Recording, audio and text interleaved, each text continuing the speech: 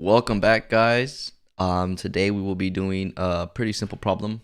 It is two sum on LeetCode. I've seen a lot of videos on YouTube. There's many videos on YouTube that you guys can follow on how to solve this, but I will be doing like a kind of in-depth explanation on how to solve it. Two different methods. Obviously one with a slower runtime than the other. But yeah, let's get to this. So let's open up the problem. So we have two sum. Problem number one. I guess people get asked this in interviews, and if you do, you're blessed. It's one of the easier problems that you can get asked. But let's get to it. So the description says, given an array of integers, nums, and an integer target, return indices of the two numbers such that they add up to the target. You may assume that each input would have exactly one solution, and you may not use the same element twice. You can return the answer in any order. The first example, we have this input array. Okay, so it doesn't seem that they're all sorted, but it shouldn't matter. Target is 9, so we get 2 and 7. Sounds good. The next one, 3, 2, 4, target is 6, output is 1 and 2. 1 and 2, 2 plus 4 is 6. Okay. So there's exactly going to be one solution, so I kind of use that to our advantage. Can't use the same element twice. So let's just write down some comments for us.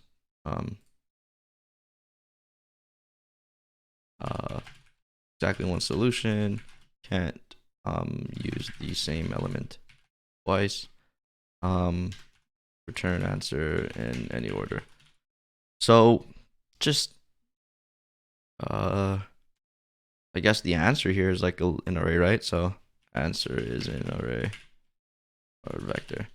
So I always write down comments to see, just so I can remember and always look back to it when I'm coding. Constraints, only one valid answer exists. Okay. We want to return answer in any order. Answer must is in indices, right? Yeah, return indices. I'll just put better. Okay. So let's get to it. How's the screen? The screen looks good. Let me move it a little bit over. All right. So let's see. Oh, I like to copy some I guess inputs and outputs just so I can see. Okay. Let's drop this down a bit. Perfect. Okay. So what we can do is we can basically actually think about a solution. Just pause real quick. Think about a solution and unpause the video when you're ready. All right, so that was probably 5 minutes, or you probably just kept watching and wasted 2 seconds of your life, but that's fine. So I guess the more brute force naive approach is to look through the array. Then as you're looking through the array, you're gonna do another look, basically, where you're checking if element at index 0 is or plus element of index 1 is equal to the target. If it's not, you just keep looking through it, right? So we can do that approach. So I'll just make some comments. So look through array, and then check if I guess like here num of 0 plus num of nums of 1 is equal to target. So basically what we'll do is we'll make a for loop. So for into I is equal to 0, right? Basic for loops. I is less than nums.size, and then increment I. You may also see something like I is less than or equals to nums.size, but they do -1 here to get the index. Because just to show you guys, so less than or equal to nums.size -1 means that num size here would be 4, -1 is 3. So while we're gonna do this for loop while it's less than or equal to 3. So we could go up to 3, max we could go up to here. Take out the -1 and we just put less than. then that means we're at size is 4, so we're gonna go up until we get to the value closest to 4, which would be 3 here. Okay, so while in this for loop, we're gonna do so this is basically looking through array, and then we're gonna do another loop where we're gonna check if nums of 0 plus nums of 1 is equal to target. And I always write comments. You can always follow this format when you're doing interviews. It should work. And then J increments. Okay, so now that we have this, we have to take a step back and look.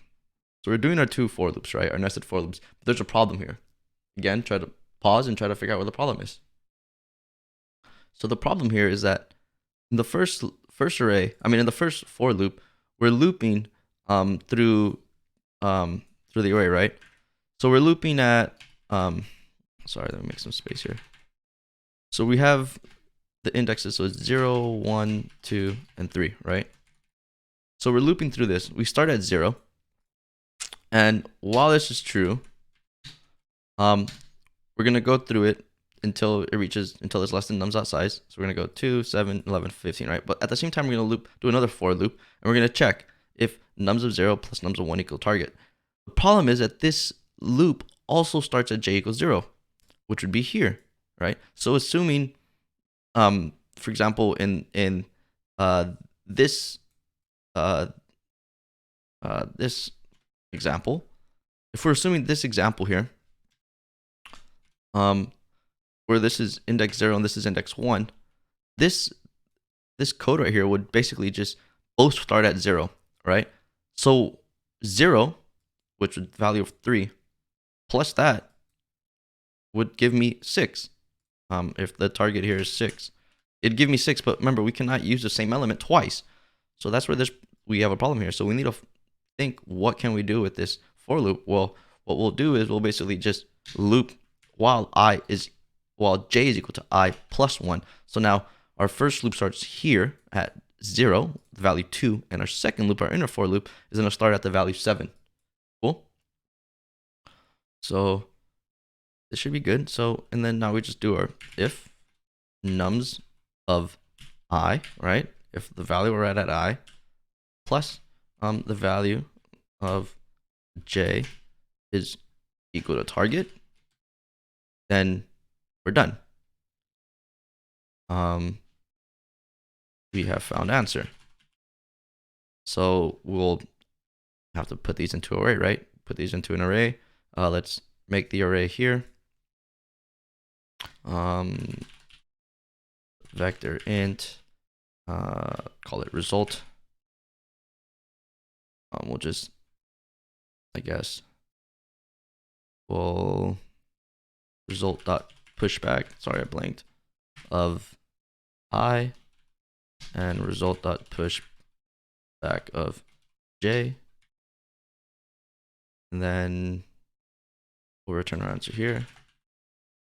This should work. Let's see what we get. Okay, so that works. You get 0, 1. Let's submit this. I've done a couple submissions before. Get some testing. Okay, so we got a runtime of 440 milliseconds. Okay, so that's pretty slow, right? Let's talk about that. Why is this? The reason is because we have 2 for loops, right? We have the first for loop here, and then we have the inner for loop here. So the time complexity for this problem right here that we have, so time complexity here is O of n squared, right? Because we're looping through the array the first time. So the first time is O of n, right? And then we're checking if the values equal to the target. So that's O of n times, that's also O of n, right? So that's O of n times O of n. This gives us an O of n squared solution, right? So we need to make this a little faster. So how can we do a linear approach?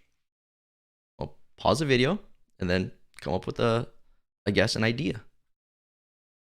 So what we can do is we have to try to minimize the amount of times that we're looping through the array, right? So we have to loop through the array once, right, to scan the elements. Now what we can do is do something similar to what we have in this if loop. I mean, in this if statement, right? We're looking if two values equal to a target. So what we can do is find a complementary value, right? We can find the complementary value by having our target and subtracting that from the value of the element that we are at in the array when we're looping through it, right? So for example, if we look at the let's see, can you guys see that? Yeah. So if we look here, right, we're going to loop through the array once. We start at 0, okay? If our target is 9, we know that our complementary value is 9 minus 2, so that would give us 7. So then we look through this array, see if we find the complementary value, 7. We found it, we're done. Here, 3. Our target is 6, so the complementary value is 3. Well, we're going to look through this array and we can't find another 3. So we go to the next one, 2. Complementary value here is 4. Loop through the array, see if we find a 4. Oh, there's a 4. We're done, right? So that's what we have to do. So in order to do this, we're going to incorporate one of the best data structures, a hash map. Okay, so let's see. Let's make a hash map, right? So we're gonna make an unordered map, type int, okay? And let's call this map. We're also gonna have our result vector, right? Like we did in the previous I guess approach. So what we'll do is we'll say for int I is equal to 0. Same thing. I is less than nums.size. We're gonna increment I. Okay. So now I have to think. We need to get a complementary value, right? So we're gonna make a int comp. What does that equal? That equals to target minus the value of where we're at in the array. So target minus nums of I, right? This would give us, in this case, 6 minus 3 would give us 3, okay? Then we have to check if that is in our unordered map, in our hash map. So if map.find of nums of map.find of a comp value is not equal to map.end, then that means that we have a value in there. We have a value in here, right? Our comp value is in this this array, right? Because we're going all the way up until end, but it's not equal to end. So that means that there is a value. If that makes sense. This map.find and map.end loops through the unordered map. So if map.find comp is not equal to the end, that means there's a value in there. So that means we store that value. So we'll do result.pushback of what? Of comp. Let's see what comp does. Result.pushback of I. And we're gonna add this to our result vector. We're going to return the result vector. And if it's not in here, we need to add it. We need to add it. So we need to add maps of nums of I. And this would give us I, right? This is the reason behind this is because, for example, we have our map is going to be for the first one, 2, 7, 11, 15, right? We will have 2 with 0. We will then have 7 with 1, we'll have 11 with 3, and then we'll have 15 with 4. So that's what this does. It adds it. Okay. And then at the end, return result. Let's see what this gives us. There may be an error here, and if there is, that's good. We get to learn.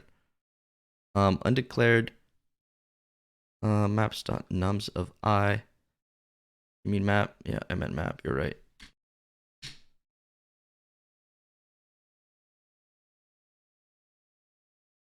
Okay, so we're getting the value 2, and then we're getting 1. Okay, see, the problem here is that this gave us the value 2, but we want the index.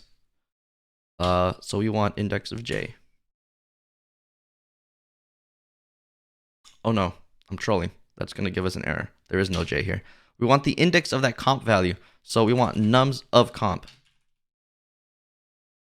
There it is. Nums. Whoa, we're getting another error. Okay, we're getting 11 here. What we want to push back is, what we want to get is map of comp.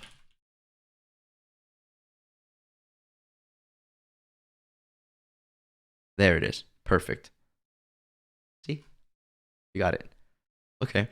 Yeah, and let's talk about the time complexity for this. So the time complexity for this is, we're looping through this.